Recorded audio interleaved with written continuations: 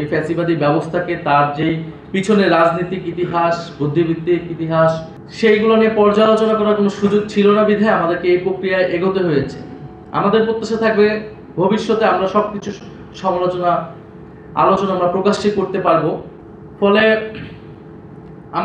আমরা মনে করি, আমরা বারবারই বলে এসেছি 5ই আগস্টের পর থেকে, যে আমাদের এই যে লড়াইটা, এই যাত্রাটা শেষ হয়ে যায়নি, বরং 5ই আগস্টের মধ্য দিয়ে এটা আমরা একটা সম্ভাবনার জায়গায় পৌঁছেছি, যে ফ্যাসিবাদী কাঠামোকে বিলোপ করে একটা গণতান্ত্রিক বাংলাদেশ প্রতিষ্ঠা করা। কারণ ফ্যাসিবাদী কাঠামো বাংলাদেশে রয়ে গিয়েছে। আমরা অনেকেই বলেছেন যে শিক্ষা কমিশনের কথা বলেছেন, শিক্ষা কমিশন হয়নি, কিন্তু অন্য যে কমিশনগুলো হয়েছে, স্বাস্থ্য কমিশন, শ্রম কমিশন, সেগুলো নিয়ে কোনো আলোচনা নেই। মাত্র 6টি কমিশন, যেগুলো নির্বাচনের সাথে সম্পর্কিত, যেগুলোর সাথে মূলত রাজনৈতিক দলগুলো সম্পর্কিত, ক্ষমতা সম্পর্কিত, সেগুলো নিয়েই সবার আগ্রহ, রাজনৈতিক দলগুলোর আগ্রহ। এই আলোচনাকে আমরা এর বাইরেই আনতে পারিনি। সেই আলোচনাতেও ঐক্যমতে আসলে পৌঁছানো যাচ্ছে না। ঐক্যমত প্রক্রিয়া শেষ হওয়ার পরও এখন আমরা সমাধানের দিকে যেতে পারছি না। এই হচ্ছে বাংলাদেশের অবস্থা। ফলে এই লড়াইটা আমাদেরকে থামানো যাবে না, কারো উপর ভরসাও করা যাবে না, নিজেদেরকে এই লড়াইটা লড়তে হবে।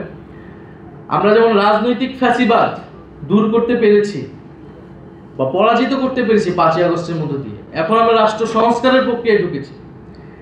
কিন্তু ব্যক্তি এবং সমাজের পরিবর্তন ছাড়া আপনি রাষ্ট্রের ফ্যাসিবাদ দূর করতে পারবেন না, বা দূর করলেও সেটা টিকিয়ে রাখতে পারবেন না।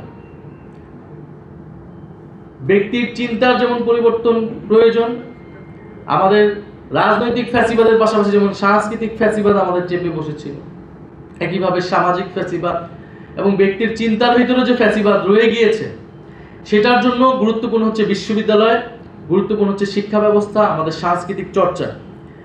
এবং এই লড়াইটা, এই কার্যক্রমটা হচ্ছে দীর্ঘমেয়াদী। আমরা ভাঙার কাজটা করেছি, আমরা গড়ার কাজটা কিন্তু করতে পারিনি। এখন আমাদের এই গড়ার কাজে অগ্রণী ভূমিকা পালন করতে হবে শিক্ষকদেরকে, সমাজকর্মীদেরকে, সাংস্কৃতিক ব্যক্তিত্বদেরকে, যারা চিন্তা ভাবনা করেন, বুদ্ধিবৃত্তিক কাজের সাথে যুক্ত আছেন, তাদেরকেই এই দায়িত্বটা নিতে হবে।